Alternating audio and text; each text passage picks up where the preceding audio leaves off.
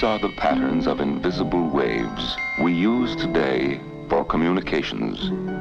Radio waves, television waves, microwaves. In the same family, of vast potential for tomorrow, are visible waves, the waves which man calls light.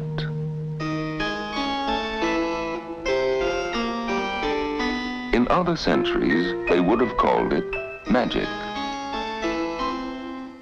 Voice by waves, pictures by waves, machines that talk to other machines by waves. There is still a quality of magic in it, this manipulation of invisible waves by which man relays messages across vast distances, by which he controls and guides waves, amplifies them to extend the limits of communications. For almost a century, scientists have been challenged by the knowledge that light waves are like radio waves, but are visible. But science knew no way of generating and controlling light waves as it controls the radio waves with which we are more familiar. Today, research scientists in many areas are experimenting with light. In the communications industry, there is special interest in a special kind of light wave, known as coherent light. Coherent light, the scientists know, can be precisely directed, amplified, and controlled. And theoretically, a system using coherent light could provide a communications highway of staggering capacity, a potential capacity of more than 1 million telephone conversations or 1,000 television channels.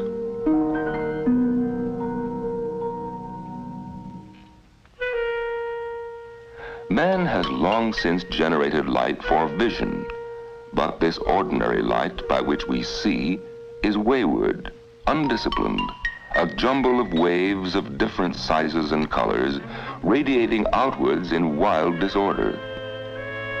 How can light, in nature undisciplined, be harnessed for communications, which needs a constant coherent flow of light in only one direction? At Bell Telephone Laboratories, day by day, scientists have under development a new device which could revolutionize man's use of light. It is called a laser, or sometimes an optical maser.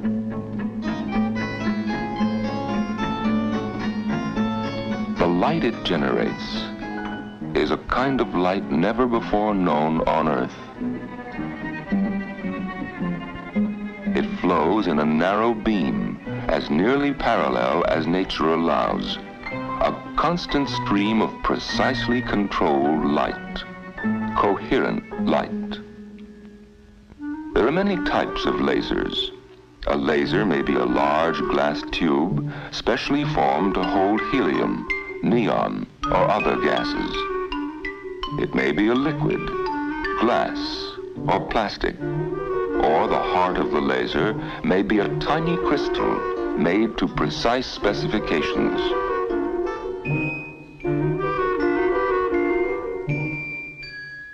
Inside this laser, equipped with special mirrors, atoms are excited with an external light source.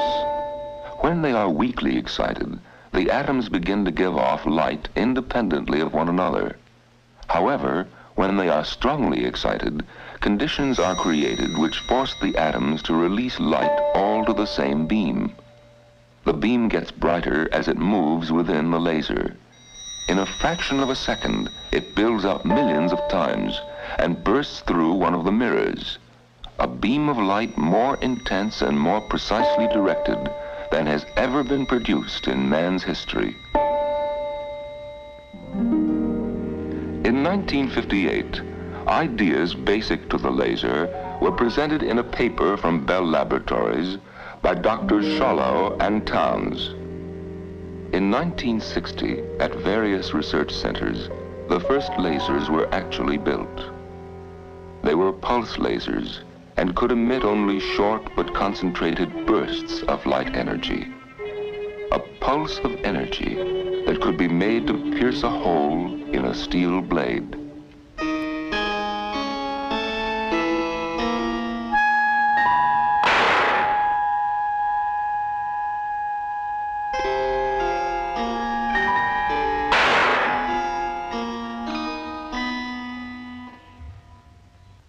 But the need of communications normally is not for short bursts of energy. So, work at Bell Laboratories went forward in the search for a laser that could send out a continuous beam of coherent light. The scientists who built this laser, who coaxed it to give forth light, gave it a name. They called it Eve.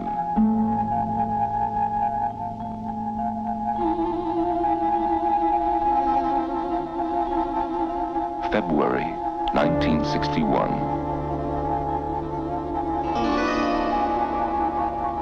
The first continuous coherent light on Earth.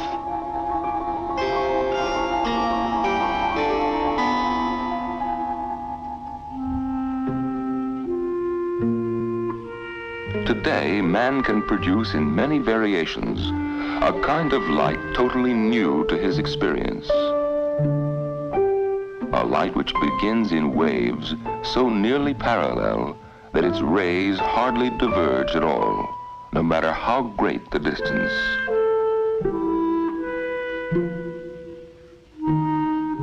A light more purely one color than any light we have known before.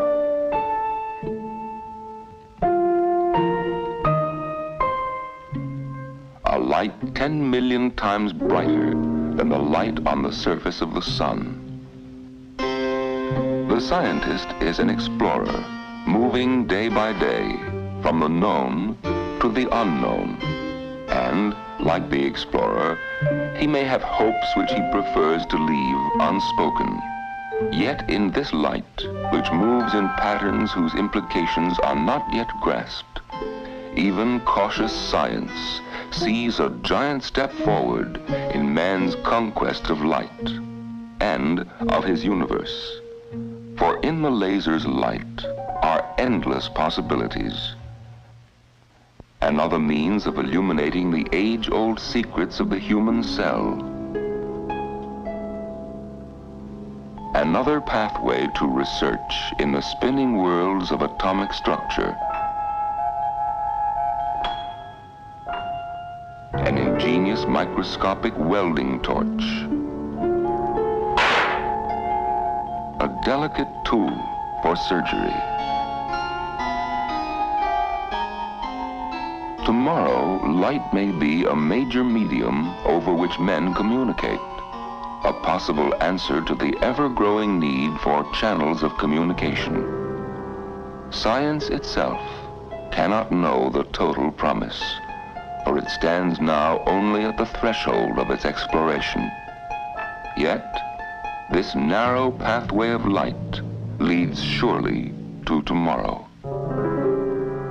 Because it spreads so little, it may help man to map the moon.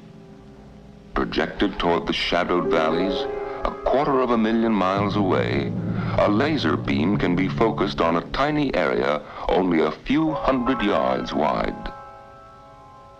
A bridge of light, a bridge across which man may communicate on Earth and in the endless reaches of outer space. The laser, a dramatic achievement in the conquest of light.